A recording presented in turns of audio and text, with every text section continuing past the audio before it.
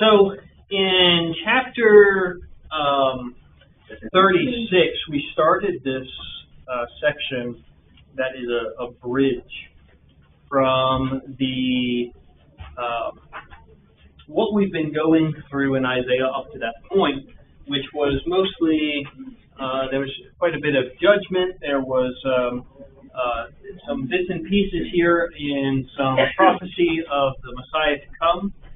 But primarily, we were dealing with judgment and punishment because of the sins of the nations and the sins of the people. It was focused primarily on Jerusalem, but we've got this Assyrian army that's coming in and just wiping out everything in their, coming in and taking into captivity everything in their way. And so we saw all of Israel, the northern kingdom, just completely taken away into captivity, and most of the southern kingdom, and only Jerusalem stood. So we have this section of this narrative in 36 and 37 of Jerusalem actually being surrounded by the Assyrian army, and God helps Hezekiah because of his prayer, because of his faith, and wipes out the Assyrian army that's encamped around them, 185,000 individuals that were wiped out because Hezekiah did the right thing. He trusted in God.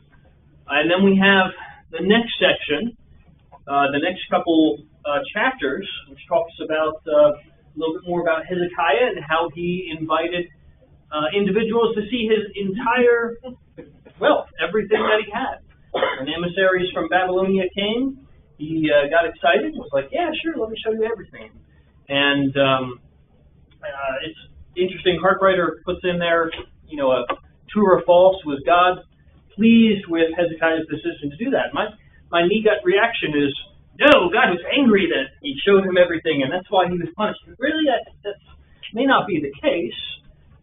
It was just another illustration of exactly what's about to happen. It wasn't like if he didn't show him one portion, okay, that was going to be saved. That wasn't really the point.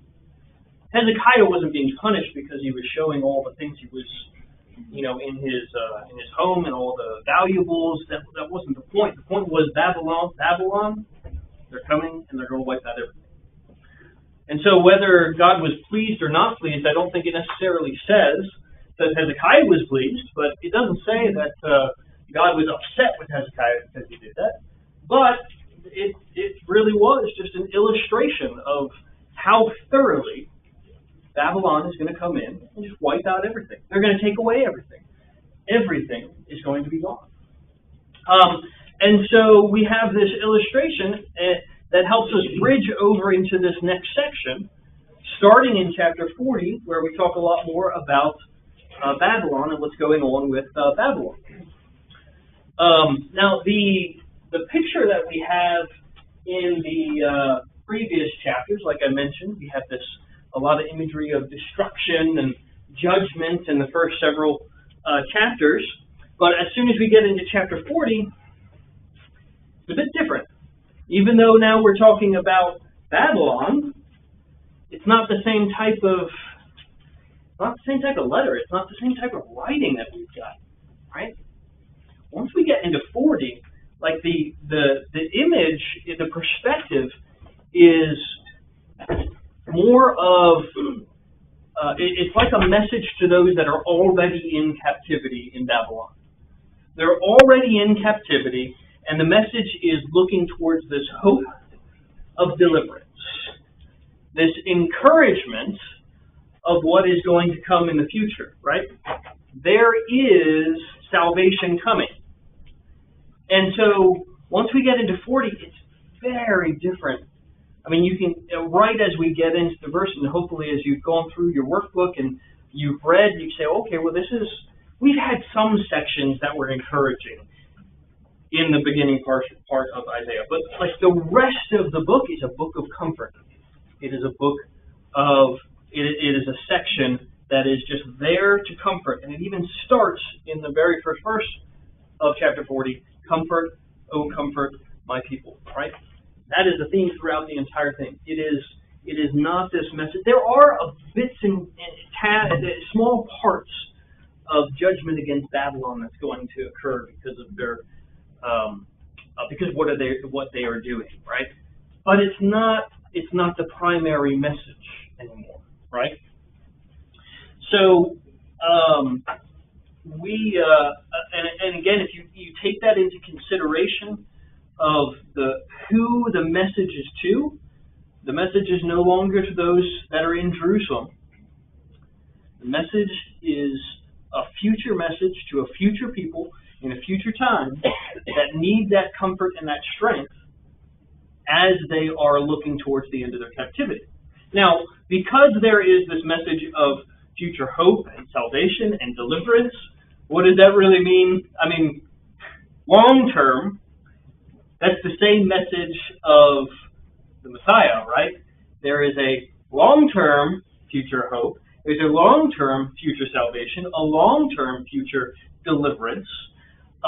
So many of these messages, as we go through these chapters, while there is an immediate application to the people that are in captivity, there's a much larger goal of how Christ is the ultimate fulfillment of these things, right? That's called that telescoping prophecy.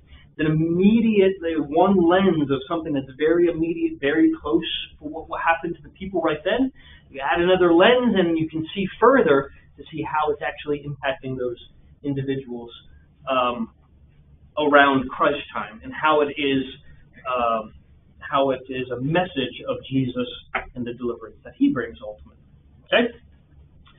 So with that said, we're going to do a quick overview of just high level 40 and 41, and then we'll kind of go into some themes that we see. Some of these themes are still recurring, and we'll continue to see themes throughout the rest of Isaiah, and then we'll kind of get into some of the heavier topics. Like I said, 40 itself, I was talking to my wife as I was going through my study, and I was like, oh man, I've got so many pages and I'm not even done with chapter 40 yet. It's a lot of information. Hopefully you went through and you found a lot of things that stuck out to you as well.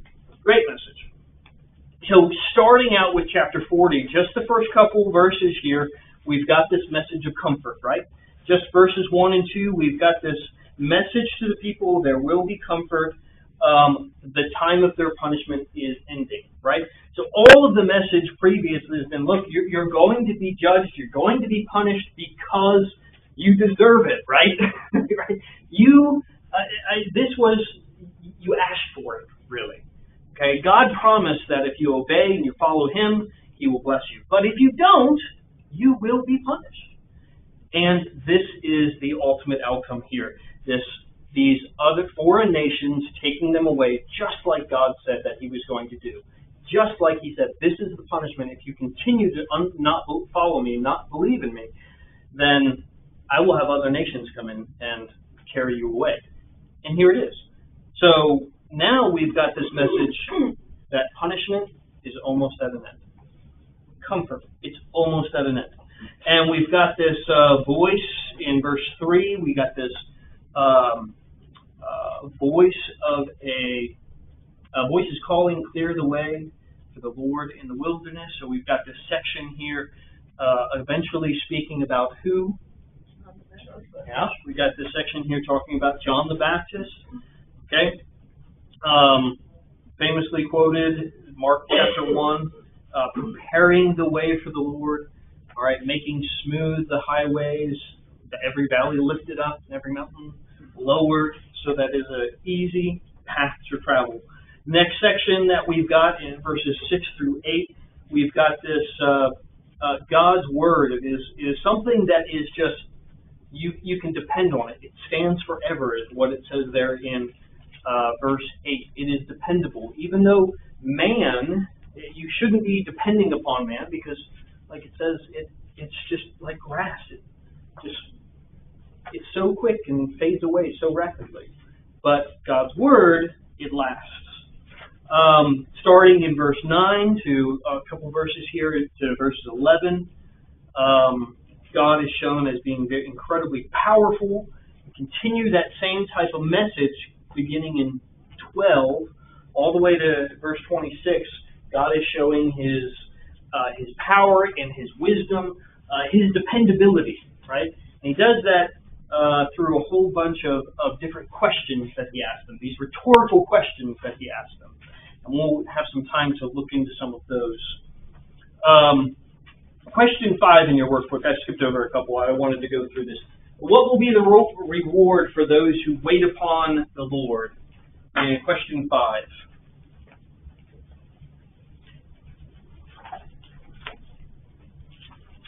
Strength will be renewed. Yeah. So we have this next section here of like there seems to be doubt through the end of the chapter here. There seems to be some doubt, and God is saying, hey, look, don't doubt. You need to trust in me. I will strengthen you. I will protect you. I will be with you. And those who wait on me, those who trust in me, I will give you strength. And that famous song that we sing every now and then from verse 31, they will mount up with wings like eagle. They will run and not get tired. They will walk and not become weary. Okay? So as we go into chapter 41, now he's focusing a little bit on the nations, just a little bit, actually kind of calling to them, like calling them to court, right? And he does the same thing with the idols. He calls them to court. He says, all right, let's go to court on some of these things.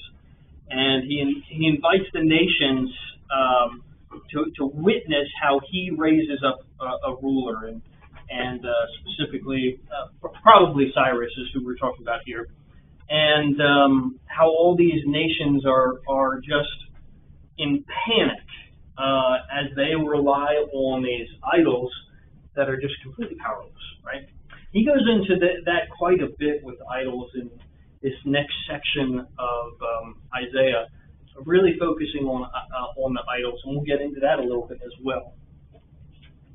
In starting in about verse 8, we get this assurance that God's assurance to the people there. Question 7 in your workbooks. What 5 assurances does he give in saying, "Fear thou not"? He gives them 5 assurances. So we'll rattle those off from verse 10. I am with you. I am your God. I will strengthen you. I will help you. I will hold you with my righteous right hand. Yes. So all of these things that God says, don't be anxious, don't fear. I'm going to help you. I'll be with you. Don't worry. And so he's going through and giving them all these assurances that he is there for them. He will provide for their needs. And we got this next section really starting at about verse 21. Again, kind of this court case. It says, present your case, the Lord says in verse 21. Present your case. And here he's talking again that the challenge to the idols. And he's basically challenging them. It's like, all right, which one of you can tell me about the past and how everything works out because of what happened in the past, right? Who can tell me about the future? Which one of the idols are able to tell me what happens next? Which one of the idols are able to do the same thing and talk about these invasions from the east and from the north, right? Which one of your idols are able to do that? Come forward if you can do that same thing. So again, kind of getting this message of why are you holding on to these idols and why are you relying on them? Okay. So with that said, that is kind of an overview of the first couple chapters here of this section. And there are a few things that we have talked about before, these themes we've seen and will continue to see.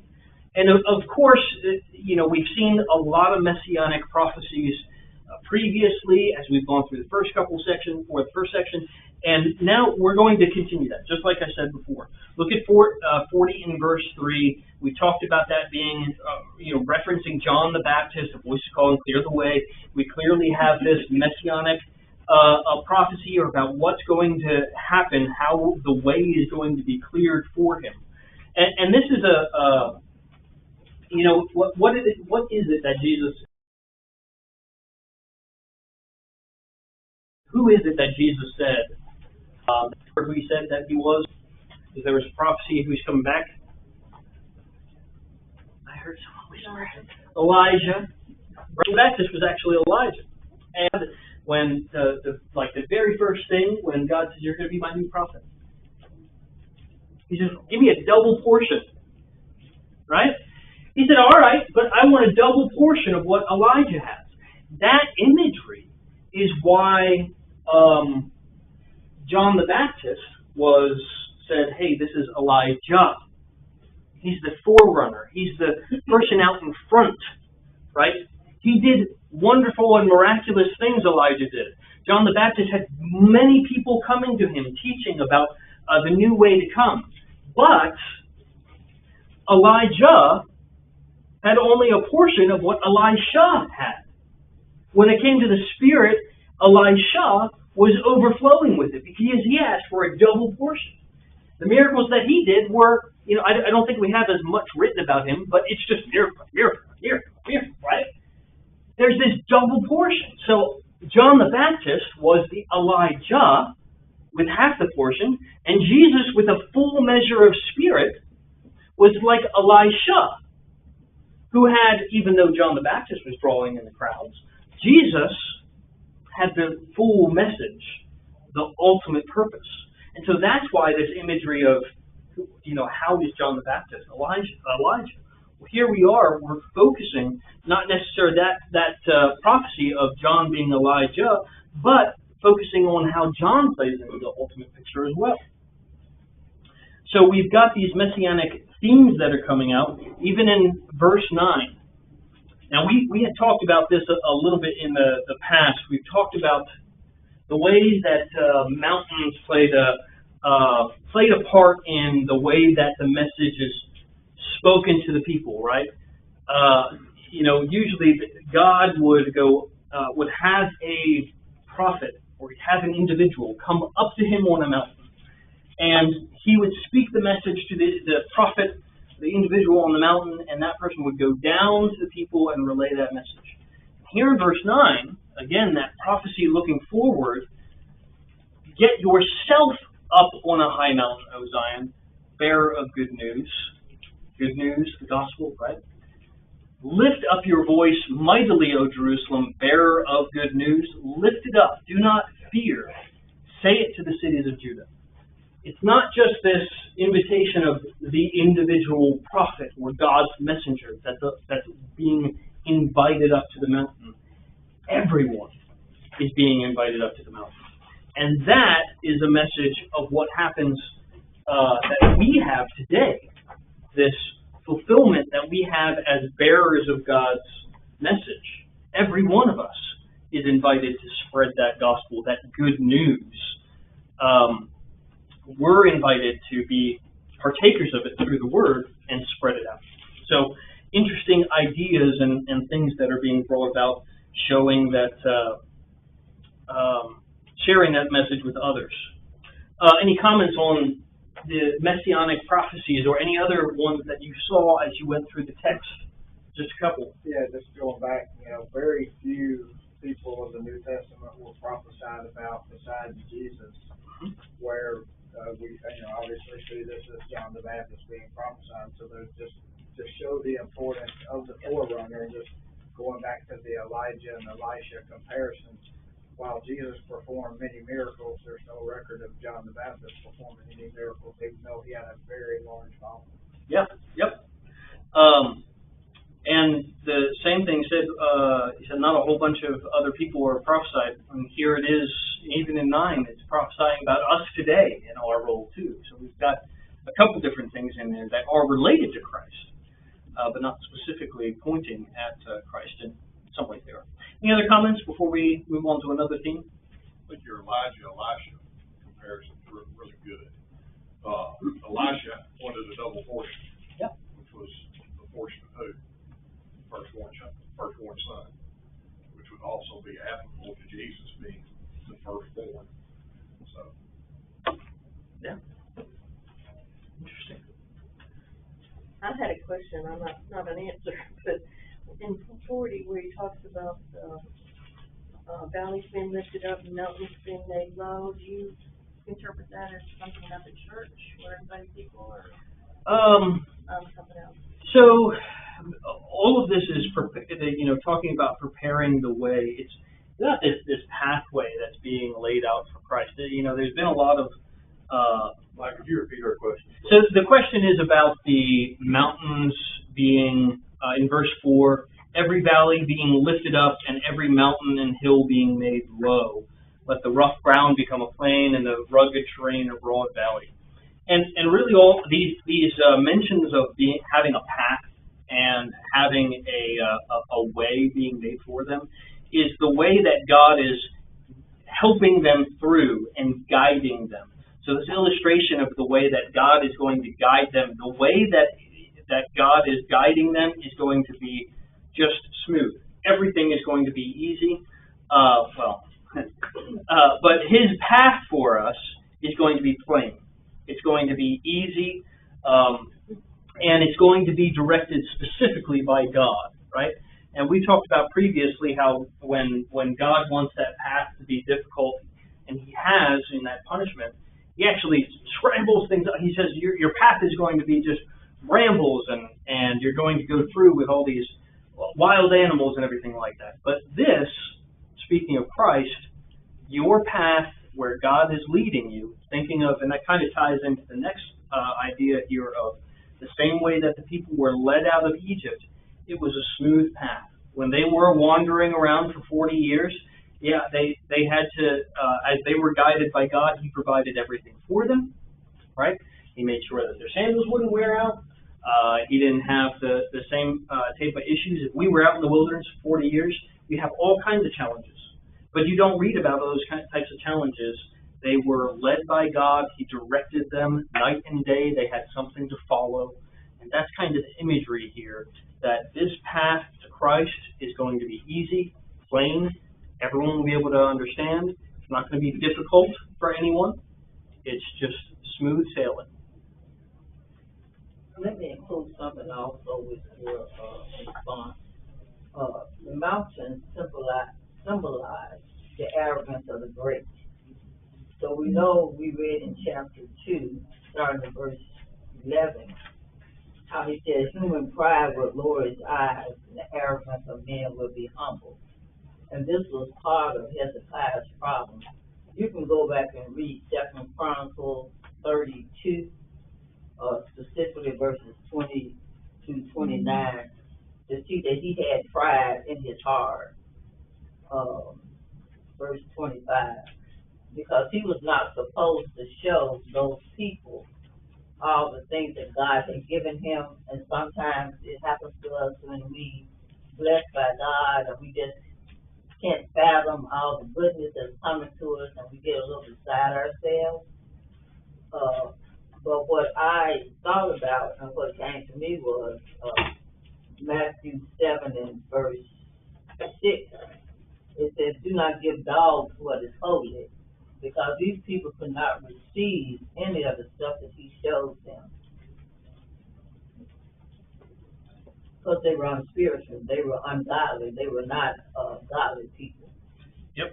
These and part of that imagery, these mountains, they were making mountains for themselves, right? They were trying to lift themselves up, just like the Tower of Babylon, right? They were like, oh, let's make us a tower. Let's lift ourselves up to where God is. And that pride, we end up lifting up, puffing out our chest, and lifting ourselves up, and that's that false mountain. That is not the way that we are supposed to be, lifting ourselves up equal with God. Yeah. And the only reason that Hezekiah really didn't suffer because he did repent, humbled himself, and so God didn't let the situation happen to him and Judah and Jerusalem. But after his son, God told him it's going to happen to your son. They will go into the captivity. So moving into the same kind of verses that we were talking about, and again, that Exodus, leading them out of the Exodus, all the way 3 through 5, that's another section where we talk about this rugged terrain, and the glory of the Lord will be revealed. And here again, we're talking of Christ. All flesh will see it together. The mouth of the Lord has spoken. So what was the end result of the wilderness and wanderings? what was promised to them at the end of their wanderings? They still in the land of Canaan. Yeah, you get the promised land. The promised land is going to be everything that you can dream of. It's got grapes, big old grapes, and lots of wine and all kinds of things. Lots of land to have all of your livestock, everything that they needed, right? This promised land. And so this way, this pathway now is also leading to this promise of Christ, this ultimate promise. So when you see that same pathway that God is directing them, the same type of promise that or a similar type of promise that we are expecting as an end result through that way, just like they were led out of Egypt, wandering, and led to the promise, we are given this path here that's leading us to the promise through the Savior. Okay, that's some of those same types of imagery. We talked a little bit about the mountains and going up and having this message delivered to them up on verse 9. That same type of message, that's a theme that's kind of been going throughout.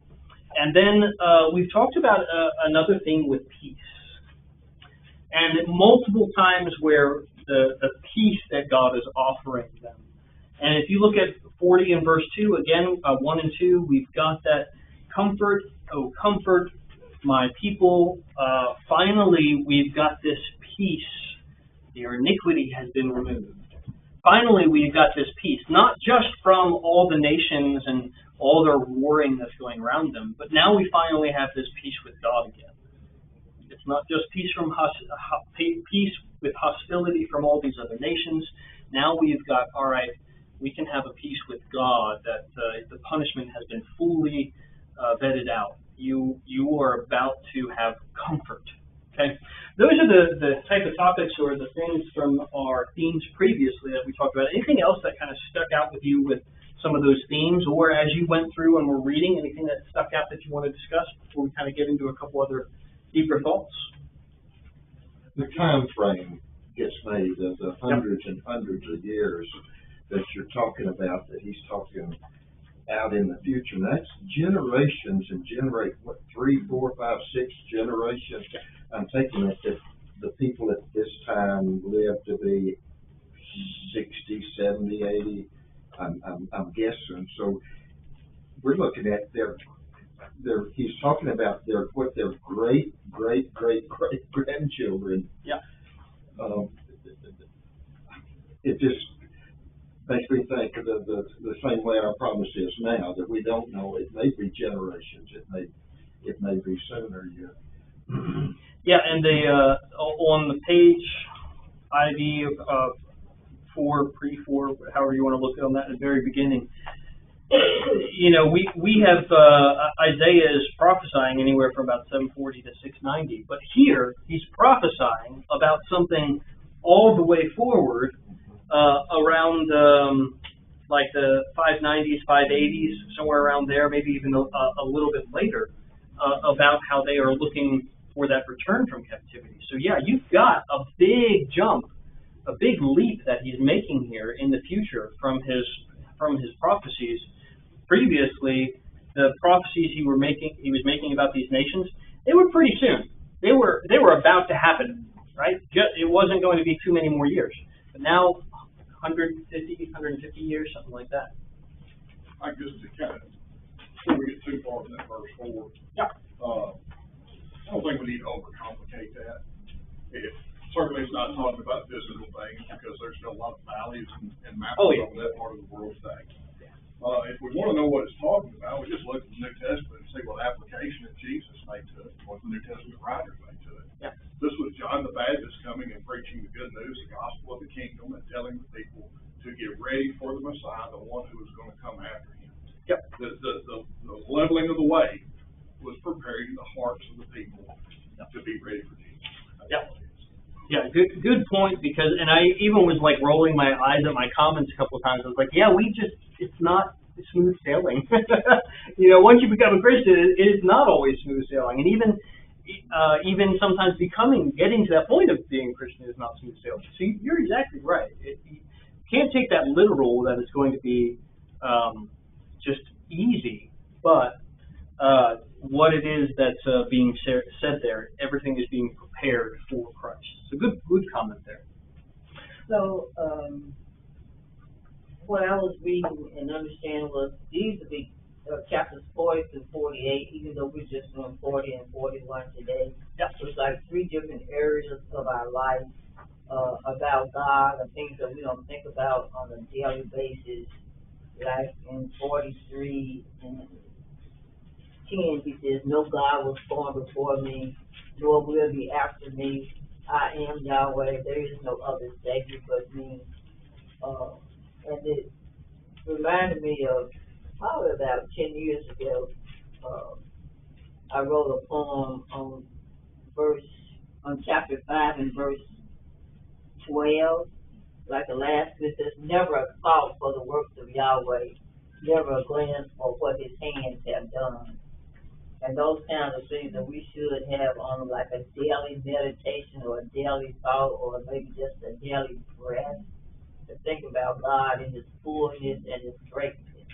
Yeah, there are many sections in this portion because it is so rich of the message of hope and comfort that are excellent just to memorize, to go through and read over, because it really gets you in the right mind frame yourself.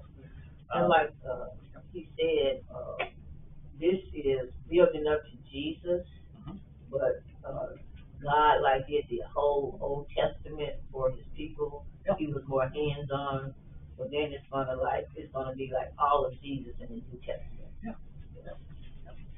You have another hand? No. Let's look at a section here in verse 41 in verse 8. There's a section here where he goes through and reminds the people of a few things. So 41 verse 8, it says, "But you, Israel, my servant, Jacob, whom I have chosen, descendant of Abraham, my friend, you whom I have taken from the ends of the earth and called from its remotest parts, and said to you, you are my servant. I have chosen you and not rejected you."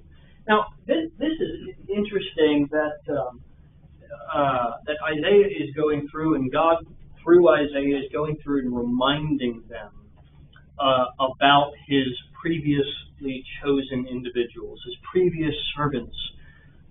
He's reminding them about the history of Israel, right? He's reminding them about the nation and what He has done with them. But in a way, while He's reminding, looking back, it's interesting to think also that these reminders are of individuals that had an enormous amount of struggles and trials and things that they went through, but their story was not done. Their story was not just about them. There was so much more that God had prepared. And so while looking back and thinking about this history of these individuals that have gone through so much, God is also reminding them, hey, look, this is just one part. In a sense, this is almost, while looking back, it's almost a prophecy. There's much, much more to come, right?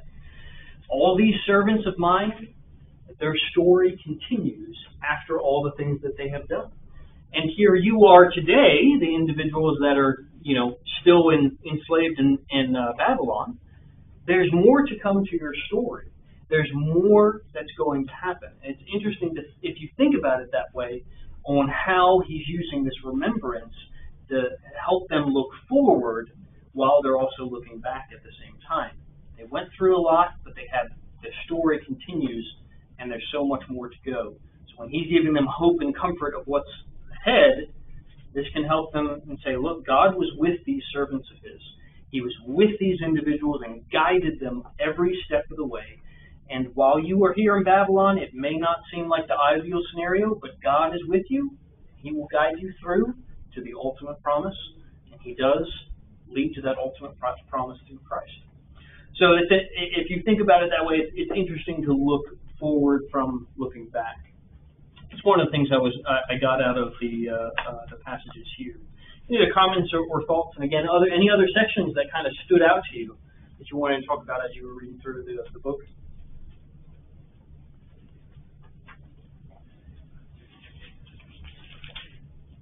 All right. Something else that is common through this section here is, God's display of power, just ultimate power that He has got. And if we look at a few verses here, let me get a reader, chapter 40, 15 through 17. Let me get a reader, 15 through 17. Behold, the nations are as a drop in a bucket, and are counted as the small dust on the scales. Look, He lifts up the isles as a very little thing. And Lebanon is not sufficient to burn, nor its beast sufficient for a burnt offering. All nations before Him are as nothing, and they are counted by Him less than nothing and worthless. Yeah. Let me get another reader for something similar. Verses 22 and 23. Who wants to get that? 22 and 23? 22 and 23 of chapter 40. Yep. All right. It is He who sits above the circle of the earth, and its inhabitants are like grasshoppers, who stretch out the heavens like a curtain, and spreads them like a tent to dwell in, who brings princes to nothing, and makes the rulers of the earth as emptiness. One more reader, just 25 and 26. So we'll read 25, verse 25 and 26, same chapter. To whom you will compare me. So who is my equal, says the Holy One. Lift up your eyes and look into heaven, who created all things. He who brings out the starry host, one by one, and calls forth each of them name by name. Because of His great power and mighty strength, not one of them is missing.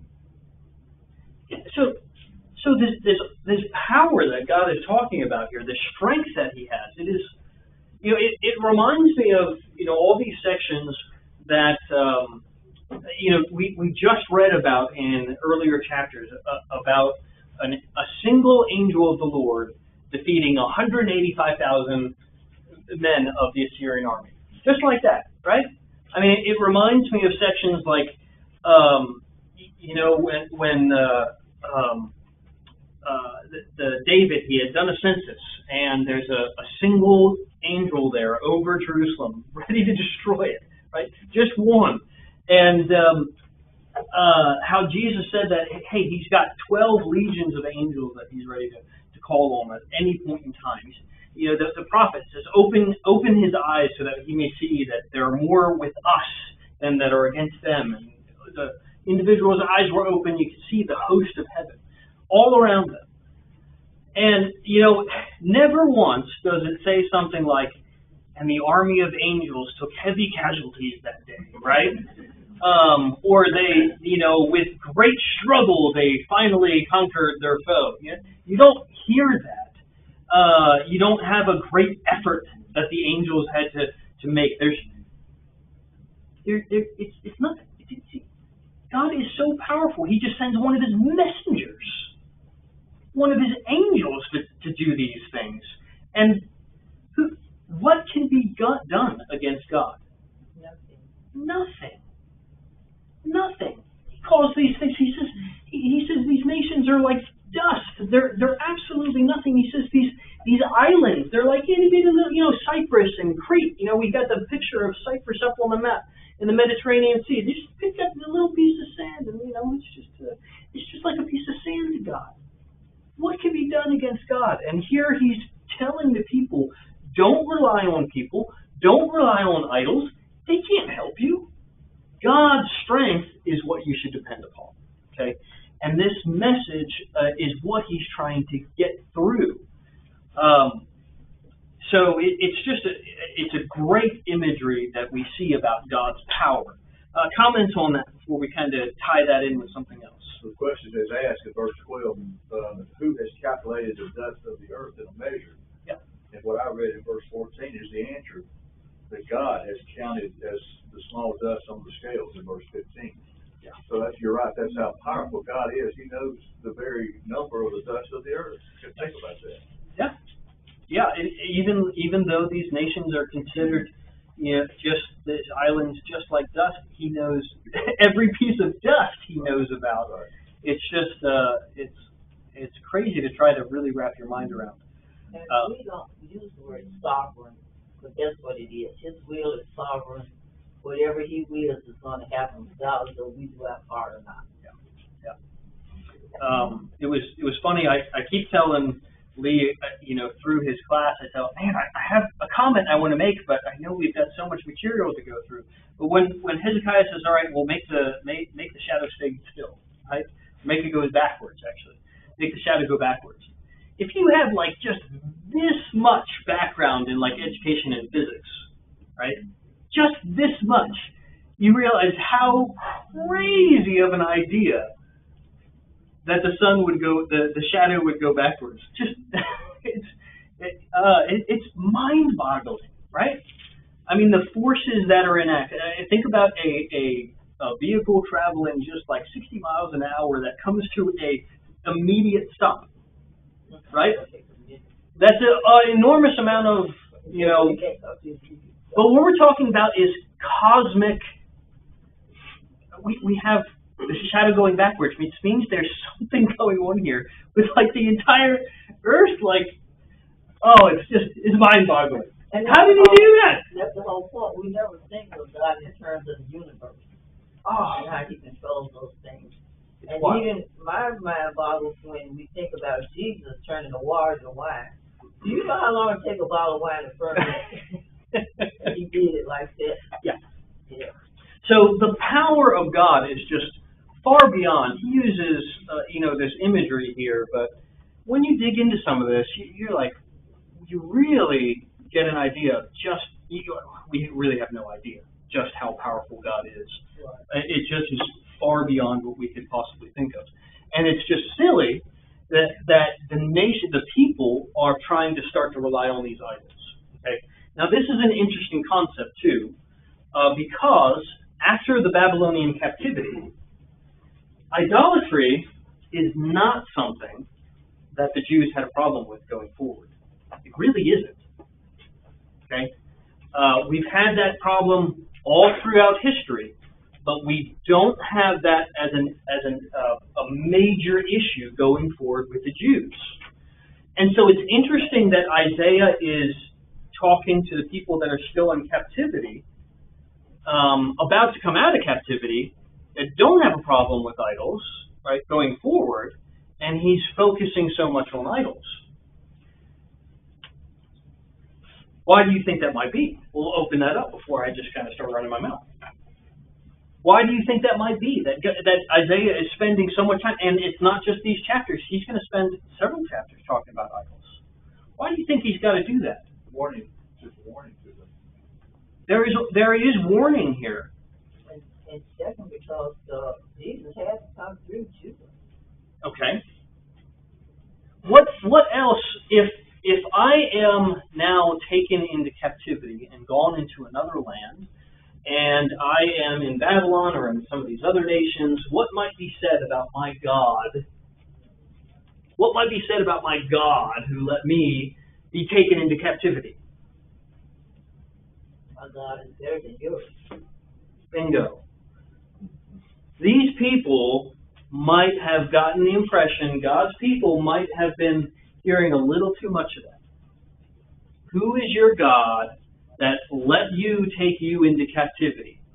Our gods are better than your gods. And if God's people let that creep into them, God has got to get that out of their head. No. These idols are nothing. They are not like your God. They are not what you should depend upon. So if there's any inkling of that, these people need to get that out of their head immediately. And talks about these idols, or the sin of these idols. There's one other thing I do want to talk about just a little bit, and it's these rhetorical questions. So if we go through, and there's a couple passages here that have these rhetorical questions. In verse 12, who has measured the waters of the hollow of his hand, and marked off the heavens by the declared to you from the beginning? Have you not understood from the foundations of the earth? Verse 13. What do these verses remind us of? Yeah, Job, right? Same type. God's response to Job, he had a lot of very similar rhetorical questions.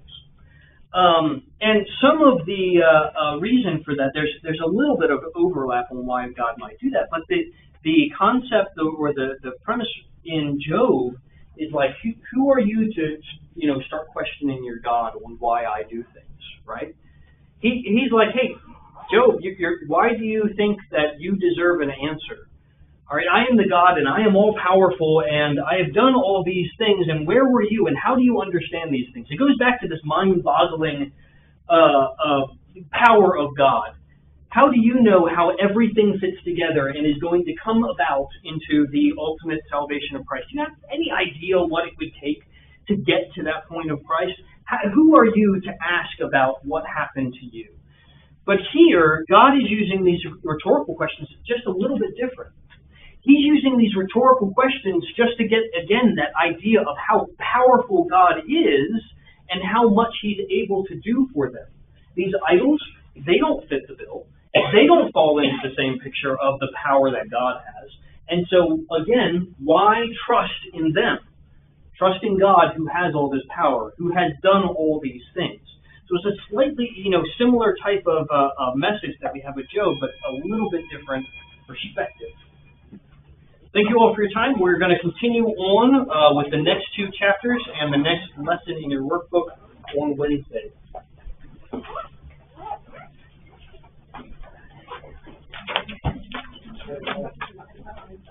Always gotta watch.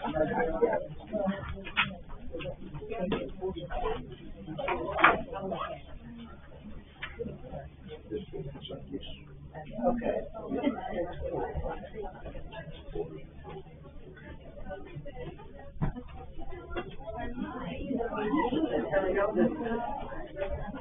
Hello, Peggy. How you doing?